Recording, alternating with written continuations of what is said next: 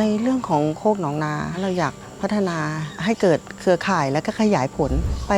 สู่ตำบลที่ยังไม่ได้มีพื้นที่ที่บริหารจัดการในเรื่องของศาสตร์พระราชานะคะศาสตร์พระราชาเป็นศาสตร์ที่มีคุณค่านะคะและยังเป็นศาสตร์ที่ทำให้เกิดความยั่งยืนในเรื่องของการดำรงชีพนะคะเป็นการสร้างงานสร้างอาชีพสร้างรายได้ แล้วก็สร้างความยั่งยืนให้กับชุมชนแล้วสิ่งที่เราได้เห็นชัดเจนคือสิ่งแวดล้อมเราใช้ศาสตร์พระราชาทำงานเนี่ยการผลักดันในเรื่องตรงนี้นะคะทำให้เกิดการเชื่อมโยงก็คือธรรมชาติดูแลธรรมชาติแล้วชุมชนดูแลชุมชนประชาชนเนี่ยพึ่งพาตนเองได้มีความมั่นคงในชีวิตทำให้เกิดความยั่งยืนของชุมชนและประเทศชาติต่อไปค่ะ